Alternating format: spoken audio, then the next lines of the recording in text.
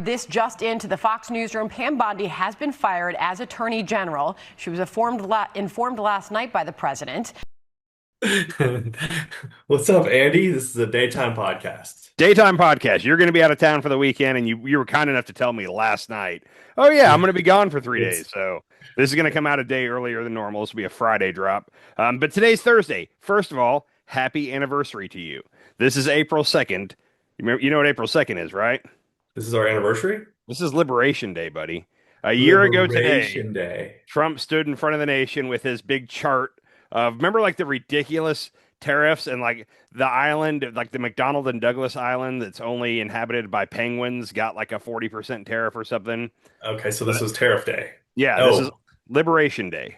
Was this 90 deals in 90 days day too? This is no, because then he did it on April 2nd, and then the bond yields, I don't even know how that works, but the Treasury market went haywire. So on April 9th, he paused it for 90 days and said 90 deals in 90 days. So that's coming up a week from today would be the anniversary of the pause, the first taco. Okay. Which, real quick, I feel bad for investors because we keep saying like, why are investors listening to him? Hey, But, hold on. Let me Okay. stop you. Don't feel bad for investors. That's true. I was thinking about it though, because like at first they believed everything he said, so they made their stock purchases or sales based off what he said. Then he kept tacoing, so they were like, okay, so now they're planning on the taco. And like last night, we're going to talk about Trump's speech, his primetime address to the nation. But everybody went into that assuming a taco was coming because they'd kind of learned from him. And then in the end, he didn't taco, and now oil prices have shot back up. But anyhow, we got other breaking news. Have you been busy for the last hour? Have you been running around? Yeah, I've been running around Okay. for less. Hold on, before you get there, look Okay. what I got. I found What is a that? rosary that I got in Mexico, Okay. and I'm wearing it because it's Team Catholic, right? We're Yeah, going Team Catholic. we're Catholic. I And put by the way, on- I put it on just for this podcast. I do have a little bit of religion stuff at the end. Based off, I knew our last podcast was either going to go good or terrible, and I think I got like 8 views. So we're not going to talk a lot of religion going forward. I do have a little bit at the end. But breaking news today. I was hoping you haven't been paying attention for the last hour. First of all, breaking news. Do you have any guesses as to what might have just happened in the last hour? Is there a taco? There's not a taco. You might be able to frame this as a taco, but not It's a a traditional taco-ish? taco. Are we ending the war? No, nothing to do with the war. All right. Are we going into Cuba? No. Yeah, you're off topic. Check it out real Okay. quick. All right. Thank you. We'll pick up the breaking news from there. This just into the Fox newsroom. Pam Bondi has been fired as Attorney General. She was informed last night by the president. This as the Deputy AG, Todd Blanche, will be taking her place. Yes. Yes. Yes. All right. Pam Bondi is out. Now, this has happened in the last hour, and there's all kinds of different reporting. Peter Ducey with Fox said that it was a mutual deal. There's no bad blood, and she's going to take another role in the administration, kind of like he did with Noem. But then it came out afterward that she's going to go to the private sector for a while, and that maybe later on Trump is going to appoint her to be a judge somewhere, which is scary. I have a theory on this, okay? Because remember, he moved Krist Noem from head of DHS to be the special ambassador to the what's called the Shield of the Americas. Yeah. Well, I think that she's going to take Krist Noem's spot. Have you been following what's going on with Krist Noem? Oh, yeah. Okay, for anybody who hasn't seen it, I have one more Fox primetime alert for you. Former Homeland Security Secretary Krist Noem is asking for privacy and prayers tonight. She's said to be devastated by a report alleging her husband has been what is being called a cross-dressing double life. Senior national correspondent Rich Edson has details tonight. Good evening, Rich. Good evening, Brett. Well, former Homeland Security Secretary Krist Noem and now President Trump are responding to a report regarding Noem's husband's alleged online activities. A spokesperson tells the Daily Mail that she's devastated and that, quote, the family was blindsided by this, and they ask for privacy and prayers at the time. President Trump tells the outlet he knew nothing about it, adding, wow, I feel badly for the family. If that's the case, that's too bad. So who came out with the reporting? Like, who broke this story? I think the Daily Mail did it first, and everybody thought like this can't be true. And then we have the pictures, so we're gonna get to the pictures in a second. First of all, well, here's where I'm going with that. Hold on. Okay. I feel like there's some infighting going on within the Trump administration, and I'm Okay. guessing, and Kristi Noem, right? Because Okay. she just got fired and pushed out. And so maybe she's, chirping up the wrong tree.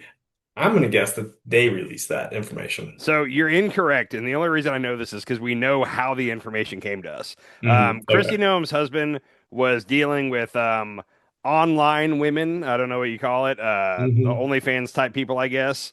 And there were three in particular that have given interviews for the story. He paid a combined about $25,000 over the last year to these three women. One of them, let's just say one of them, their immigration status isn't for sure. So they hmm might be here illegally. And once they figured out who he was, then that was like, oh, like, yeah, your wife is going around running DH or running ICE and CBP. So there was a grudge. Like once she figured out. So anyhow, he got turned in by an illegal immigrant, is what it appears. So Interesting. yeah. Anyhow, back. We got to cover the pictures real quick. The pictures are too good. Okay. Pay attention to the face he makes in these. Okay. Can you make that full screen? I can. Okay. What's going on here? So what's interesting is I thought that those were like prosthetics underneath, but apparently he's just a creative guy. Those are balloons that he blew up. And like the end of the balloon where you tie it to close the balloon, he's Uh-huh. using those as the teats, as the little pointy Okay. It's a spots. nipple. All Yeah, right. so but he's into bustiness. That is a large rack he's got going. Plus the little pink hot pants. That's fantastic. Yeah. Yeah. So he's into big boobs on himself, and I heard other people too. Yeah, all the women that he was paying were women with extra large assets. And they were actually women, or they were They were crush women, I operations? believe. They were women. Okay. Oh, then Okay. the next one, the little face he's making is classic. So is he like having sex with these women, or No, no, just video. He might be doing, tele type. I don't know what you call that. Hmm, Self interesting. gratification while on video. This is very interesting. Yeah, and his little pursed lips. Yeah. There's one more, I think. I mean, this does not surprise me. This is No. almost creepy. This looks like a serial killer. I don't know. It's the lighting or something. Plus, one of his nipples is way off. Go Yeah. go back up to his face. It's a very serious. Like I don't know if he's trying to be sexy or what's going on here. Oh, yeah. Anyhow, I'm a The firm lighting's believer. weird. I gotta say, I'm anti kink shaming. Well, everybody's got their own thing. Everybody's into something else. If this is what he's into, cool. The part that bothers me is the hypocrisy. Like the Republican Party's the party of traditional American family values and blah blah blah blah blah. What and apparently one of the women he was communicating with found out who he was and asked him point blank, like, "Hey, your wife is having an affair with Corey Lewandowski. Like, why aren't you doing anything about this?" And he basically said, "Oh, what can I do about it?" So, like, he clearly knew about her and Corey. This makes a lot more sense when you think about it because we all couldn't figure out why she was banging Corey Lewandowski, and everybody seemed to know about it. Yet her husband didn't seem to care. Well, it seemed this makes a little bit more sense. Yeah, and I would imagine that she knew about this the whole time. Oh yeah, the whole Yeah. and also real quick, Trump's quote was "wow." That was his first words. The president shouldn't be giving statements where the first word is a wow. And in Yeah. any other situation, this would have been something that he dictated to somebody and then somebody looked over it and then they gave it to the media. What happened again was a reporter called Donald Trump's cell phone. He learned of this from the Daily Mail. The Daily Mail called him and he picked up the phone and they said, "Hey, we have pictures of Kristi Noem's husband cross dressing." And his response was, "Wow, if that's true, I feel bad about that." Like, so another just Trump having ultimate access to reporters is like a good thing and also a terrible thing. So, Especially him. I yeah. mean, Um, back to Bondi real quick. The person right now that's being floated the most to be replacing her is Lee Zeldin. Lee Zeldin is currently the head of the EPA, who's rolling back all the protections that are upsetting you and other people. hmm He was a lawyer before, so like that's not out of left field. Like that kind of makes sense. Okay. Anyhow, also because he's a former congressman, like that he could have the best shot at getting confirmed with the whole Epstein stuff now, like this next confirmation hearing, because even Republicans are upset about the Epstein stuff. So, like, Yeah. whoever he picks to replace her, it's going to be an interesting confirmation. Like, I think Lee Zeldin's the one person that might fly right through because they all know him. Is he going to do two jobs or is he getting moved over? I would assume he would get moved over, but they haven't said. Who kn- the way Marco Rubio has like three jobs right now, and they're all three very important jobs. So maybe he could Yeah. be EPA and DOJ. I don't This, know. it doesn't seem like a good way to run a company or a government. Yeah, a country, but whatever. Yeah. Yeah. Um, so anyhow, Bondi's out.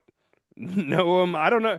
Nobody knows if Noem's going to stay in charge as her special envoy to the Shield of the Americas. Like this is interesting. I wouldn't be shocked if she leaves her role to go spend time working on her family or whatever she's going to say. Oh yeah. I mean, I think she's probably going to be happier because she's probably going to start a podcast.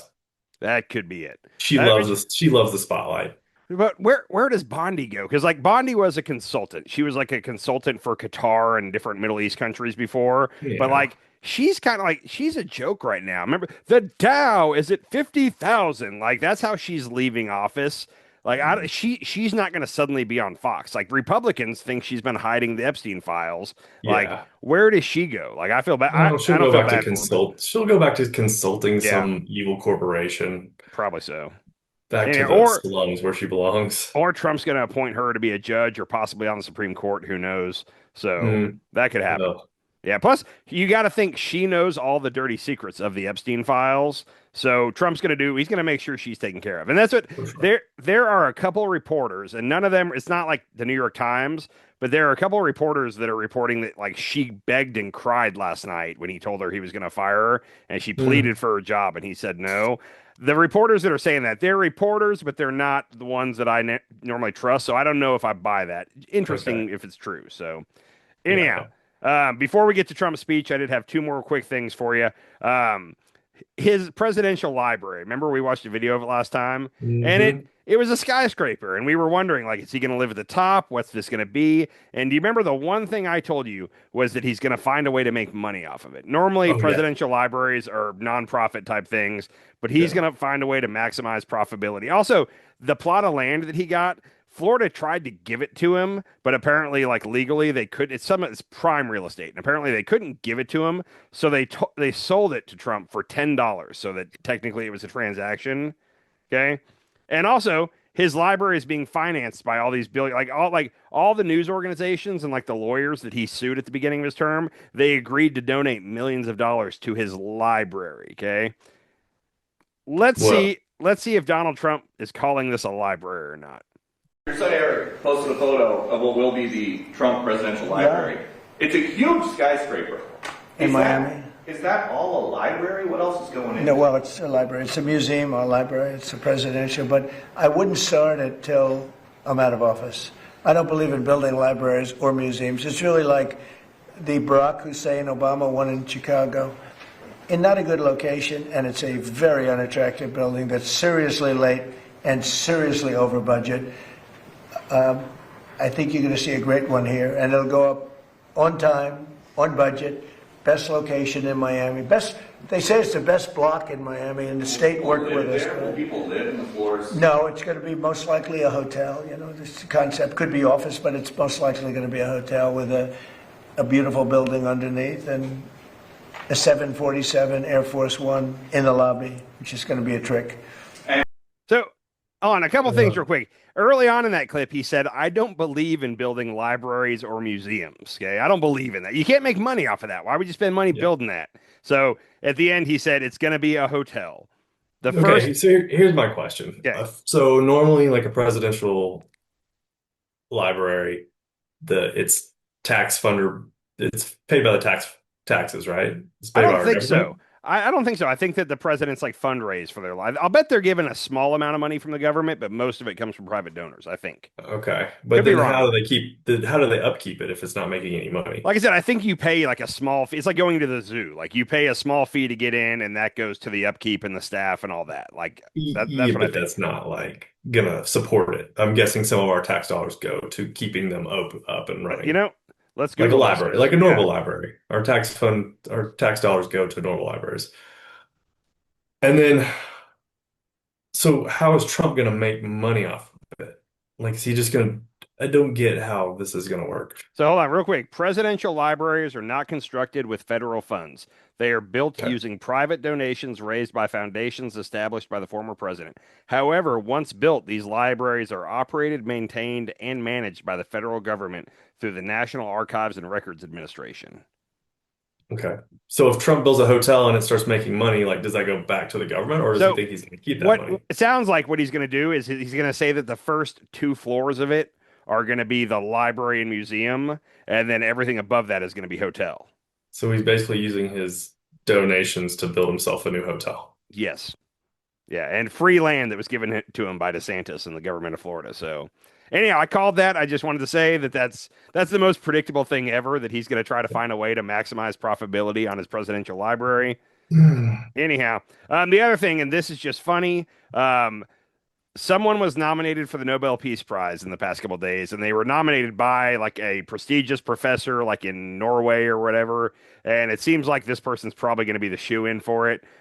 Oh, Zelensky. Yeah, and they actually said it's Zelensky and the Ukrainian people. So that's how it's worded. So to me, that's a strong candidate right there. So it just makes me laugh because next year, Trump's going to be throwing a fit when Zelensky and the Ukrainian people win the Nobel Peace Prize and he doesn't, which at this point, I don't even know how he thinks he'd be up for the Nobel Peace Prize with everything we've done this year. But Well, I mean, he got the FIFA Peace Prize. Isn't that enough? He doesn't, and Yeah, he's talked so much trash about the Nobel Peace Prize. Like, it's Yeah. not even a real organization at this point.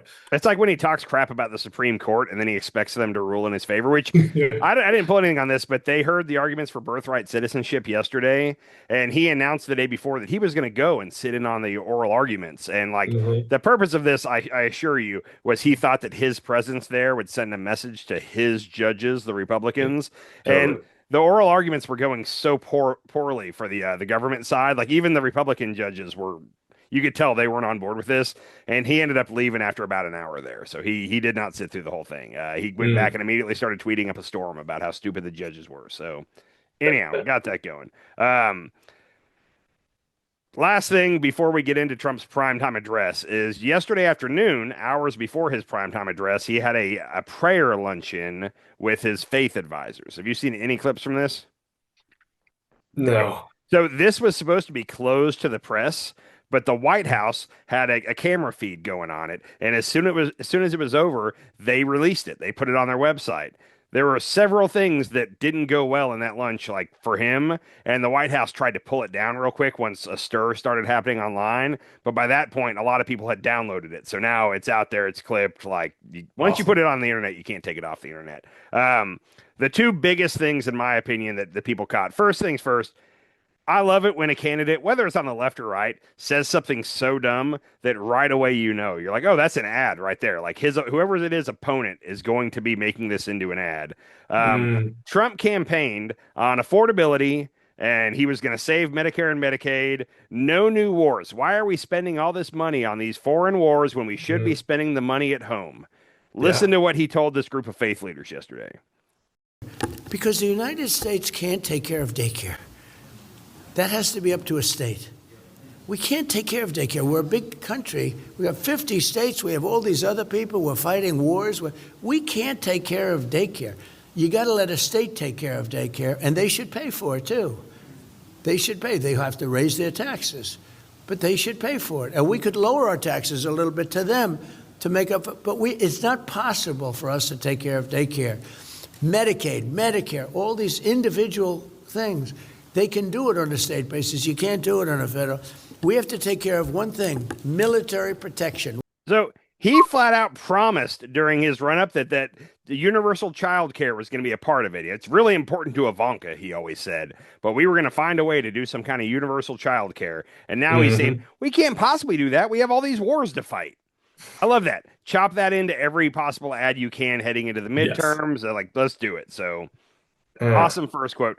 The other video from this real quick, Paula White is the blonde lady that's like the head spiritual advisor for him. And I saw this clip and I kind of shrugged my shoulders. This is the kind of thing I see from her a lot. But apparently, like several Christian groups are not reacting well to this. Like I've been watching on Twitter all morning. They're coming out and saying like, hey, what are we doing here? Here's Paula White. See if you can catch the controversial part. And I just wanted to share this thought and then pray over President Trump. Jesus taught us so many lessons through his death, burial, and resurrection. He showed us great leadership, great transformation requires great sacrifice. And Mr. President, no one has paid the price like you have paid the price. It almost cost you your life. You were betrayed and arrested and falsely accused. It's a familiar pattern that our Lord and Savior showed us. But it didn't end there for him, and it didn't end there for you.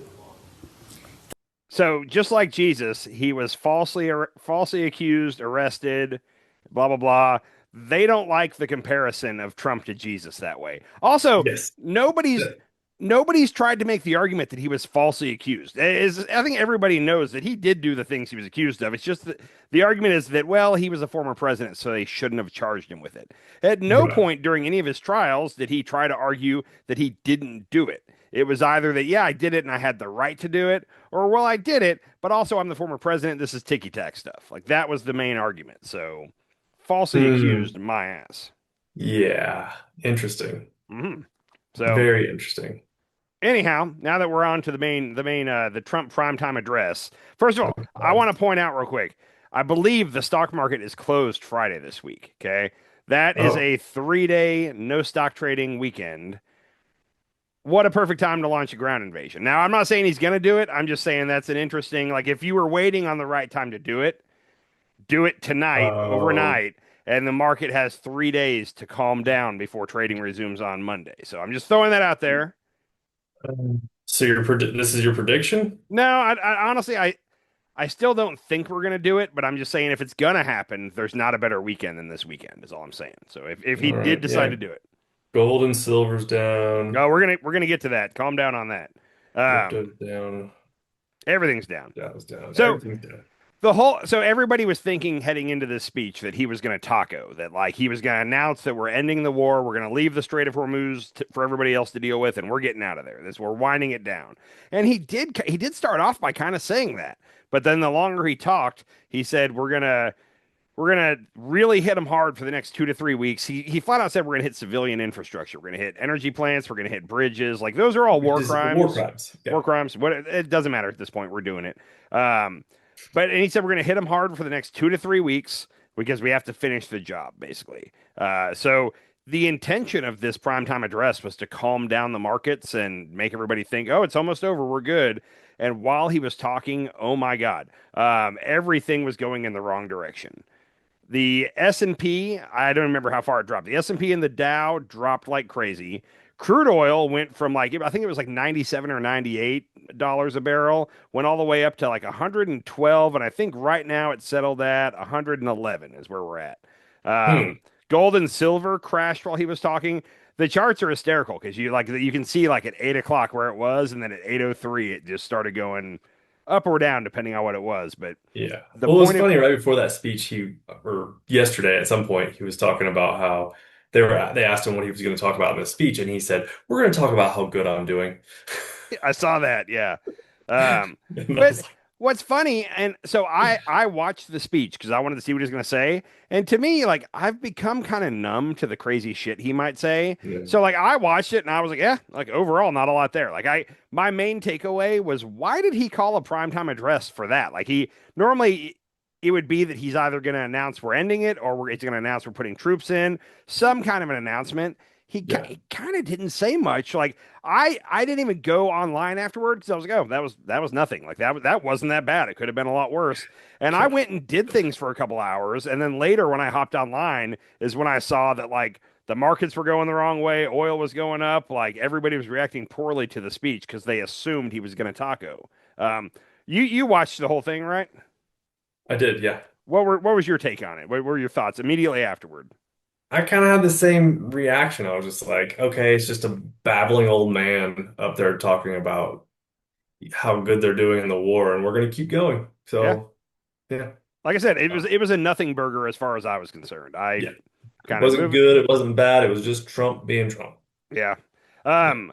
With all of our economy issues going on, first of all, Amazon is the first, and people keep saying like, oh, it's just a couple extra $100 a year in gas prices. I've seen that a lot on like right-wing talk shows and Twitter.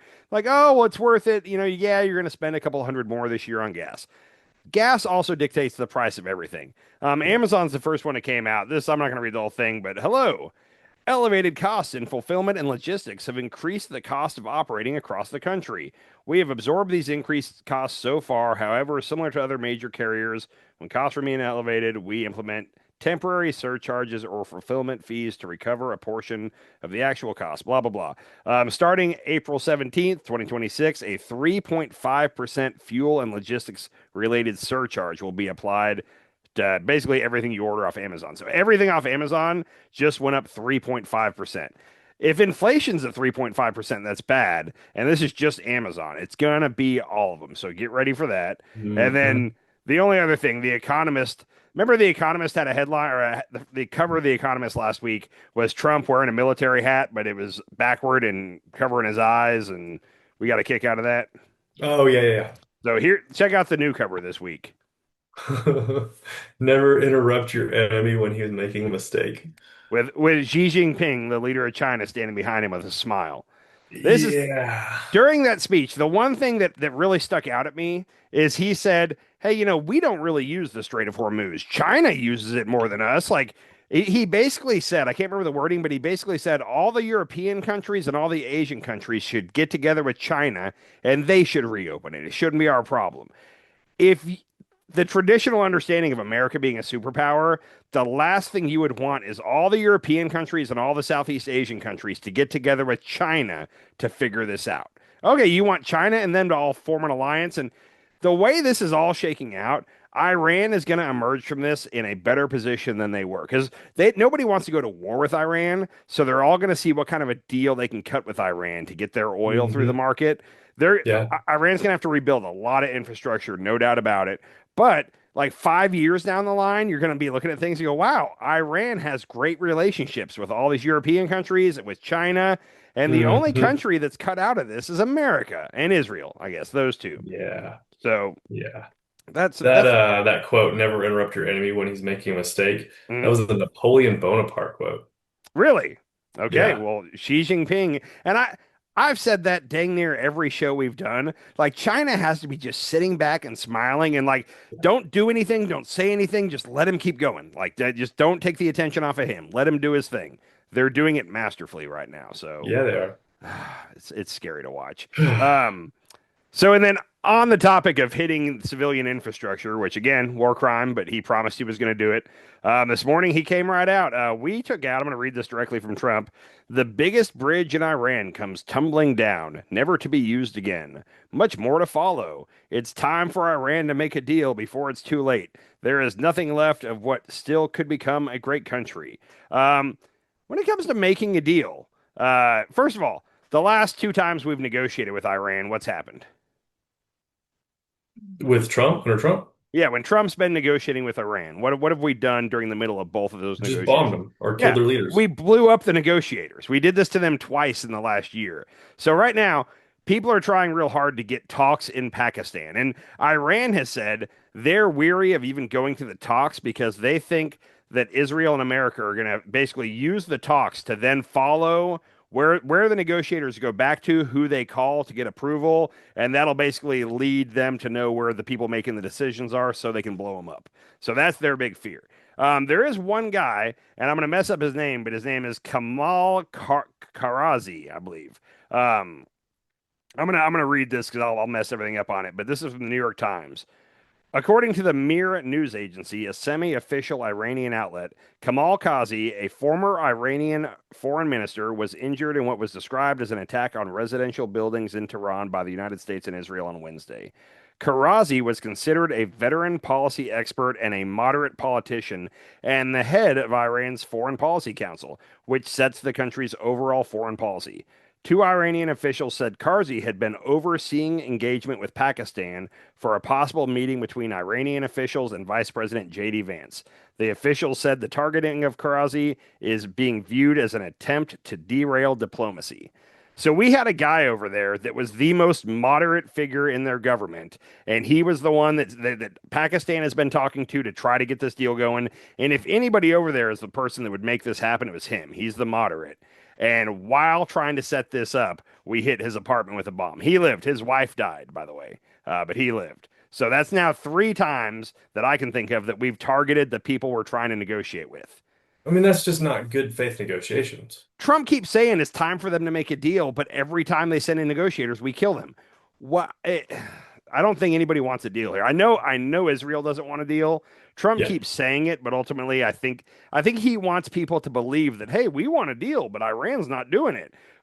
No, Ultimately, he just wants to come out of this as unscathed as he possibly can. He's doing this for Israel, probably because they have either money on the line or files on the line that could so, be released, I something. I And think it's he has to do this for some reason, and he's just trying to get through it with as little damage to his reputation and America's, I don't know. I don't think he gives a shit about America, his what own reputation as he can. so. If you take religion out of it, which I think religion's the whole ball game, but if you take religion out of it and you just look at it from a, a cost benefit analysis, what does America get out of its alliance with Israel? Like, what do we get back? We give them money every year. We defend them in the Middle East. They What? say intelligence, but I feel like we could Okay. just ramp up our own intelligence for $80 billion. We could probably have just as good intelligence, Yeah. if not better than Israel It's has. kind of with Trump, it's always, what are you going to do for me type thing. And Yeah. just looking at it from Trump's point of view, like, what is he's got to be getting something out of this. And I think it's as simple as money. The whole theory that they might have the Epstein dirt on him, I'll give that a 3 or 5% chance. I think it just simply comes down to the donors give him a lot of money. Like he got 250 million from Miriam Adelson. Like in return, you have to take care of Iran. I think that was the deal. No, it could have been. It could have been the Yeah, deal. I think definitely. So Well, you know what? I think. Have you seen the stuff coming out of Charlie Kirk? the shooting. Yeah, and like Cash So Patel's about to get thrown under the bus, and so the whole deal there is the defense filed a new defense exhibit or whatever, basically saying that the ATF was not able to match the bullet to the gun. Which the mm, whole gun that's still I've told you forever that I'm of the opinion that it was probably Tyler Robinson. He apparently admitted to it. If he I admitted was to it, it was always skeptical. you've always been skeptical, but right there, the whole part with the gun where he took the gun onto the roof unassembled, then he assembled it, made the shot, disassembled it, jump off the roof, reassembled it, and then hit it in the woods. Like that all just never made. And I was honestly thinking clearly they messed that up when they said it, and when the trial comes out, well, oh, it turns out it was this or that. Like something would make sense of it. But now, if it's true that they could not, because ballistics testing, like every gun has a thumbprint pretty much, so you would see Hmm. that on the bullet, and apparently the fatal bullet doesn't match the gun. What are we doing here? I don't even understand why the trial's going on. Well, there's also all these munition experts that like show what that would look like at that range, hitting somebody in the neck, and like basically his whole head would have blown off. Well, that's Plus, the way his crew acted when that happened, like some of them just walked off. Some of them grabbed cameras and walked off. It just seems so weird. And he was talking shit about Israel, right? So that was my entire theory was yeah. Israel put out a hit on him, even if it was Tyler Robinson. And maybe Trump is a little on the So hey, if you don't do this, you remember what we did to I Charlie think Kirk? yeah. So first of all, I think if all that's true, that's a decision you don't bring the president into. Somebody they made that decision without consulting Trump. I have a feeling you just to keep him clean in that you don't bring him into that. But for the last 6 months of Charlie Kirk's life, he spent forcefully trying to argue that we should not go to war with Iran. That was his final thing. He was going to the White House and apparently getting in shouting matches with Trump about why we should not do this. Hmm. And then his wife, who I have no sympathy for, she said just in the last week, she said, if Charlie was here today, he would be for the war in Iran. And it's like, no, he spent. Calm down. Okay, cool. Anyhow, we'll talk about that one later. Real quick, back to the bridge we blew up. I pulled a clip from Fox News, and it's interesting to hear their framing. Like this, it's a good thing we blew up this big bridge, but also pay attention to what Harris Faulkner says at the very end of the clip, because it's something that always drives me insane. The domineering force. Epic fury and then roaring lion. These two, and with Israel and the United States, there is no daylight between them in terms of what this country needs to look like when they both pull back, and that is they cannot get a nuclear weapon. That's the deal breaker. Like that, there's no daylight between the two countries. Israel, though, has an existential fight a little bit differently than America, though, because of its proximity to this killer. And so when you see those missiles and you see the drones and you see all that swarming that they do, people in Tel Aviv, and we talked about it, Jonathan Hunt is right, they're spending a lot of time in bomb shelters. They're giving up a lot of freedom. They're being injured in some of this, but they understand that this is necessary. I pray for them. It is Passover. It is Easter. The enemy hates us because of how we believe, and it's on full display. But you know what? We are hitting them so hard. I mean, we're doing what Trump said we'd do.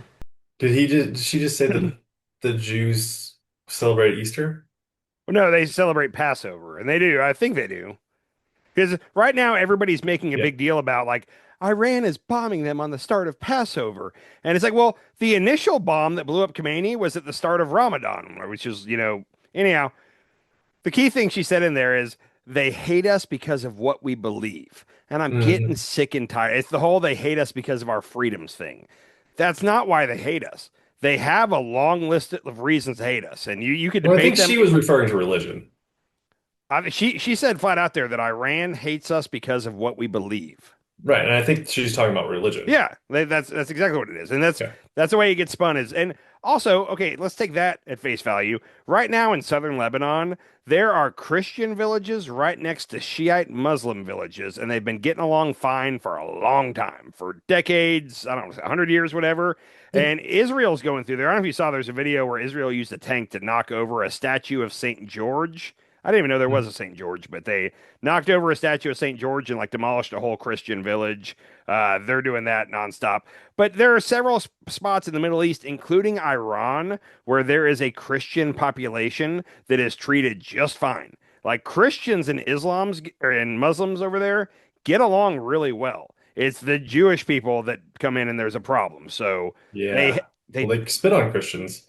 The Jews do, which I'm going to keep saying that. Yeah.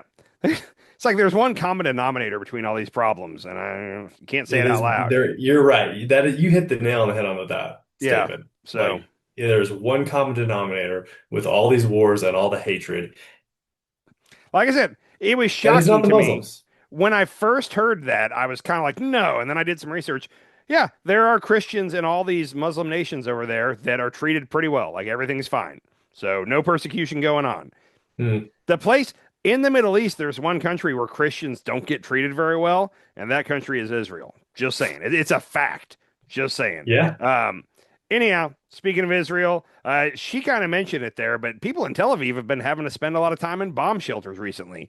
I've talked about it for the last month, but every time this happens, they try to hide the fact that Tel Aviv is taking direct hits. Like, for whatever reason, they don't want people to know that. And over the past week or two, they've been a lot more out in the open with it. I do have a report from Fox here to show you real quick. Well, we've been watching the Supreme Court. Israel is being pounded by Iran. Sirens sounding over Tel Aviv as a barrage of missiles hit the nation. Let's bring in Jonathan Hunt with more. Jonathan. Kaylee, Israel in general and Tel Aviv in particular have been under almost constant bombardment throughout the day today. One of the most intense bombardments, in fact, since the very early days of this war. So I'm not, let me get this clear. I'm not happy that they're getting bombed. I'm just happy that the news is finally allowing us to know that. Because unless you followed certain journalists based in the Middle East, you had no clue for the first couple of weeks of this war that Israel was getting hit. That video showed like an untouched part of Tel Aviv and no missiles. So they're not allowed to show it. And there's been times CNN has Jim Sciutto over there right now, and he'll be on top of a roof and he'll say, oh, they're going off just to my right, or bombs are hitting just beside us, but they're not allowed by the Israeli government to pan over and show the damage caused by it. Why does the Israeli government own our media? Don't know. Yeah. If they did show it, they'd probably get arrested. I'm just I'm guessing. so skeptical about this shit. Yeah. Well, the good news is you're going to feel better after I play a clip of Alan Dershowitz. Do you remember who Alan Dershowitz is? I remember the name. I'm trying Yeah. to put the So face he's to it. he's been around in all kinds of ways. First of all, I first came to know Alan Dershowitz because he was one of the lawyers in one of Trump's impeachments in the first go round back in like Mm. 2019. Turns out he was also Jeffrey Epstein's lawyer. Turns Oh out yeah. he also hung out with Epstein, and a girl accused him of getting one of those happy massages. And he came back and said, "My underpants were on the whole time." Oh And yeah. so that's Alan Dershowitz. Let's hear from Alan real quick on it. I mentioned last time that there's polling that shows Jewish people in America are not down with the war. Alan is upset about that. So we have a problem in the Jewish community. Israelis tended to be united in favor of this war, not completely, but American Jews, no. They're more worried about a couple of $100 a year in extra gas prices than they are about securing the future of Israel against nuclear Iran. Jews can be as selfish and as stupid as any other ethnic group in the country. Wow. Tell us how you really feel, Alan. Damn. Jews can be as stupid and selfish as other people. And he's saying that like it's a shock. Like Jews are normally better than this, but believe it or not, they can be just as dumb as the rest of us. That's kind of that's what I took what he was saying. So I just like anytime I can throw in an Alan Dershowitz clip, I'm happy to do so. I guess the only other thing I have to show you, and then we can get out of here. Do you remember Ben Gvir? We talked about him last time. Uh-huh. So I did some Wikipedia on Ben Gvir. I think we could make a whole episode out of him. But he was accused of being a terrorist back when he was like 17 years old. He got found guilty. He spent time in jail. And now he's like the head of the far right party in Israel. And because Bibi needed to team up with him, now he has a lot more power than he should. He was the one that was popping bottles of champagne after they passed the law recently. Oh yeah. The law where the death penalty applies to Palestinians, but not to Israelis. And they're gonna hang them. Yeah. Yeah, 11,000 people are eligible to be hung now. I don't know if this already existed or if they built one real quick, but they have a special room to do the hangings now. You can see the trap door in the floor, the noose. Let's let Ben Gvir show us. This is all in Hebrew, so you're not going to understand it, but the visuals will be enough. אני מת להוציא מחבלים להורג. עונש מוות למחבלים. This is so crazy how like this guy and you got like Stephen Miller and you got like I don't know Marco Rubio, they're all like war and Lindsey Graham. Lindsey, yeah. They're all so like war hungry and death hungry. Like he's excited about killing a human being there. He's thrilled. Like he's beyond excitement. Like I'm surprised he's not never mind. Anyhow, yeah, it's really weird. And I will say the good thing, we recorded our episode 3 days ago, and I went kind of hard on this, and I felt good the next day because almost every European nation is on our side. I'm going to say on this, they're condemning Israel for the fact that they're going to seize parts of southern Lebanon for this new law having to do with hanging Palestinians. Like they're all speaking up. Like they're talking about cutting off ties with Israel. So yeah, I hope somebody follows through with that. But like, it's good to know that a lot of the world sees this as a problem and is speaking up finally. So, well, and this is going to be the issue is we are going to be just completely directly tied to Israel and separated from the rest of the world.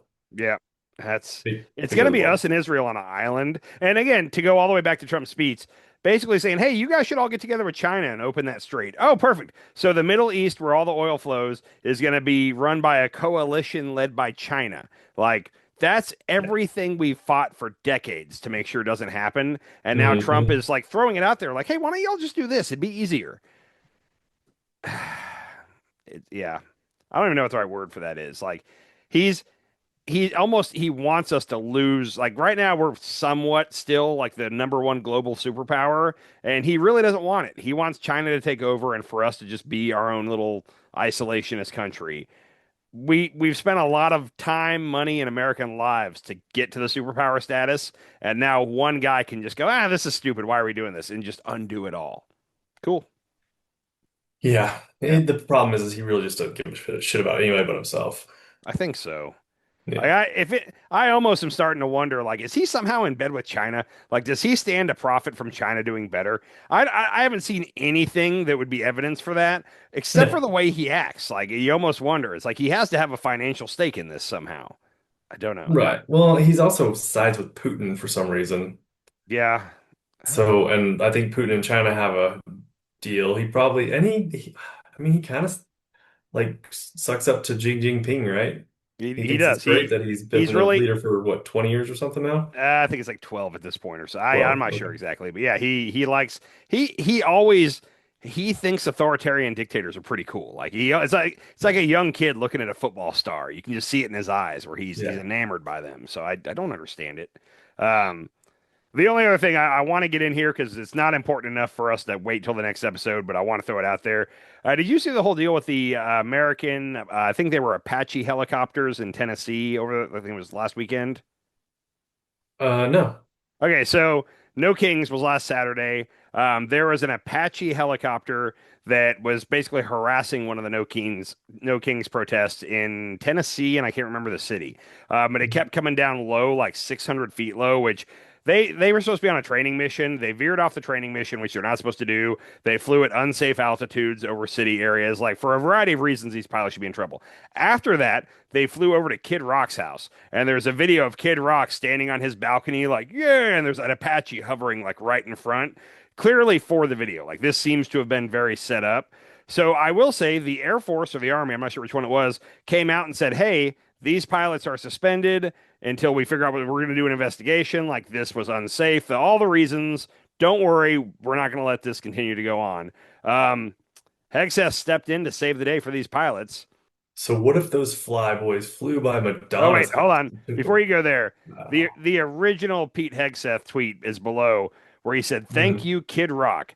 U.S. Army pilot suspension lifted. No punishment, no investigation." And he announced this, like, nope, and I'll say this, a lot of people were coming out and they were like, what if that had been like a liberal person that they went and did that to? You wouldn't like that too. The guy that does this top tweet, this is Greg Kelly. He is from Newsmax. He is far right. I think he's the one that his tagline is, even when I'm wrong, I'm right, meaning I'm on the right side. So he's the furthest thing from a liberal you can be. Now go ahead and read his response to Hegseth. So what if those flyboys flew by Madonna's house and took a bow, or Robert De Niro? That would not be cool, right? But it's just fine for Kid Rockhead when an amateur move posting it on social media. Meanwhile, Hegseth runs the Pentagon like he ran his phony nonprofits recklessly.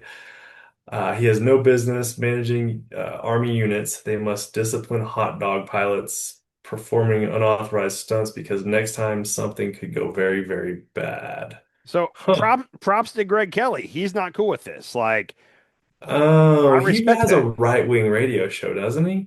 Probably does. I'm going to say he A probably does. right-wing talk show. Probably does. I believe it's Newsmax that he's on, but he's also probably got a right-wing show. So props to him for actually standing up and saying, hey, no, like they should have been held accountable. And again, something could have gone wrong. Like you're hovering at 600 feet above protesters like that, not safe. So good job on him. I'll say this. Tulsi Gabbard is supposedly the next one on the chopping block. And last night, reports started coming out that Pam Bondi and Tulsi Gabbard were possibly going to get fired soon.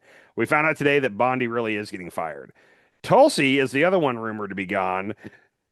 I would make a strong case that Hegseth might not survive another couple months, like especially depending on if we end up leaving Iran and it's not good for us. That's the scapegoat right there. Like Trump will throw Hegseth under the bus, and especially if the right is starting to turn on him, which I wouldn't say that they're fully turning on him, but Greg Kelly turning on him that's interesting. So that's who we should be on alert for is Tulsi and then possibly a Hegseth. We'll see. Okay, let's get at it. Yeah, I mean, he's not firing anybody. He's just moving in positions. Like I said, it remains to be seen. Peter Doocy said that Bondi was moving to a different position, but then after that, there was reports that she's going back to the private sector. So I don't know. We'll see what happens with that. So anyhow, that's all I got for today, man. I hope you have a good time. You're going out in the woods for like 3 days? I am. Yeah, I'm excited. Be safe. If the world burns down while you're gone, I'll text you and let you know. Okay. Yeah, let me know, man. All right. Later, fool. Peace. Sometimes you eat the bar, Sometimes the bar eats you.